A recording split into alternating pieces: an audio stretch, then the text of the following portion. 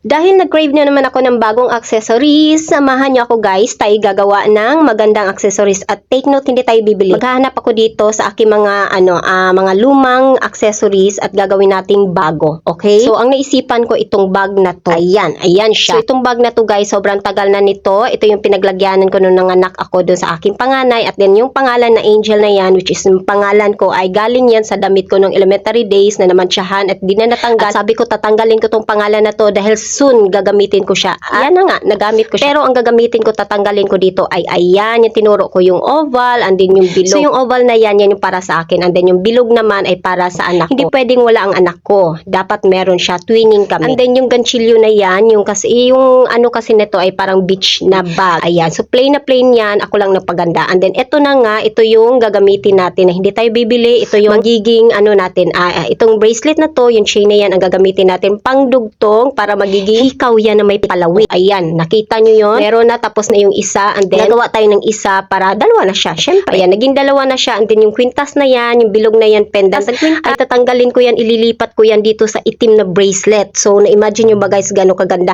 And then, wala! Oh, ayan na siya, and then yung pendant natin, naging magic, nag-iba yung pendant natin para terno dito sa ating hikaw. O, diba, ang ganda? Nagandahan ba kayo guys? O, narinig ko kayo, nagandahan kayo. O, diba? Ang ganda niya, pang sosyal. O, and then yung bracelet natin, ang ganda din. O, diba? Ganyan talaga ako guys. Walang masasayang sa akin. Kailangan talaga, bago mo itapon, pag-isipan mo kung magagamit mo pa ba to in the future or hindi na. So, ayan na yung hikaw kong maganda. O, kung yan, nabibili nyo sa anong mahal yan. Pero ako lang gumawa. And then next naman ay gagawa naman ako para dito sa aking Junakis, my only girl. Ayan. So ito naman sa kanya, bilog naman. And then ayan na, gumawa na ako. Ayan, ginawa ko na pala. Ayan, pansinin nyo guys kung paano ko siya ginawa. So tinanggal ko yung chain ng bracelet na yon. Nagtanggal ako ng dalawa and then ikakabit ko siya dun sa pakaw. Ayan, para magaya ninyo, okay? Ikakabit mo siya sa pakaw and then i-close mo siya and then mo na siya, i-close open. I-close open. Ikabit mo siya dun sa bilog. O, gets nyo ba? O, sana naintindihan ninyo. So, yun na nga. Yun yung nakita ninyo na nung the after na. So, ganun yung itsura niya, guys. Diba? Ang ganda. Nakita nyo ba? Diba?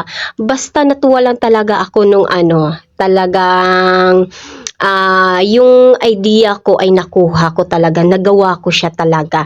Kaya sobrang ganda niya. So, eto na nga. Ito yung para sa anak ko. Pak! O, diba? Ganyan siya, guys. O, tingnan nyo itsura ko. O, diba? Sayang-saya ako kasi hindi ako nagsayang ng pera. Diba? Yung pagka bumili ako, talagang nagagamit ko siya. Iba ko lang talaga ng itsura. Ayan. Kumbaga pag bibili ako, ito ay hindi lang isang itsura nito. Soon, mag-iiba na to. O, diba? Ganon ang idea ko, guys. Kaya talagang walang matatapon sa akin. Walang matatapon sa akin. Walang masasayang. Ayun. Walang masasayang. Kasi talagang pinag-iisipan ko kung paano ko siya gagawing bago. Ayan, kaya yung na yan ay talaga namang sobrang saya ko dahil na ko yung gusto kong yung idea ko na ito yung gagawin ko, kung anong gagamitin ko.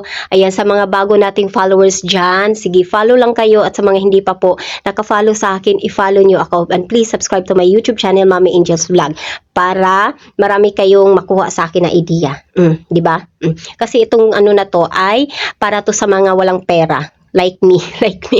Para sa mga walang pera. Hindi, meron naman pera. Pero syempre, nandun lang talaga yung hilig kong mag-DIY. Kaya talagang sobrang saya ko talaga pagka nakapag-DIY ako at nakuha ko talaga yung nasa utak ko na anong gusto kong gawin dito sa lumang accessories at gagawin ko siyang bago. Ayan, kaya pag natapos ko na siya, talagang sobrang tuwang-tuwa na ako niyan.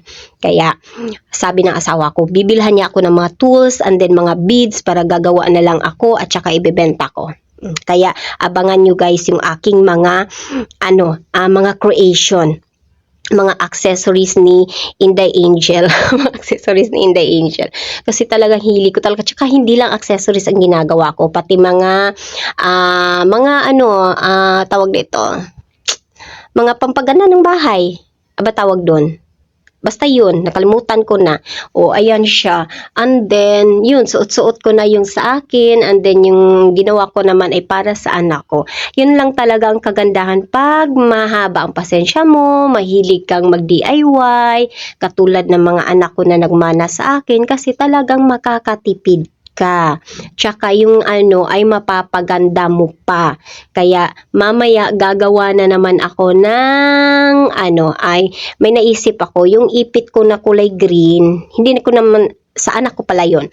Yung ipit na kulay green na lagi kong suot-suot ay pagagandahin ko yun kasi simpleng-simple lang siya, wala siyang kaartihan. So, lalagyan natin ng kaartihan. So, ayan na siya guys. Nakita nyo? Yan na yung hikaw ng anak ko. Bilog sa kanya. And then, ito yung kanyang, tawag nito quintas. Na tinanggal ko yung pendant na swan at pinalit ko yung bilog para terno talaga siya. And then, ito yung sa akin, oval. And then, ito naman siya, yung aking bracelet. And then, yung aking suot-suot na necklace. Yun lang.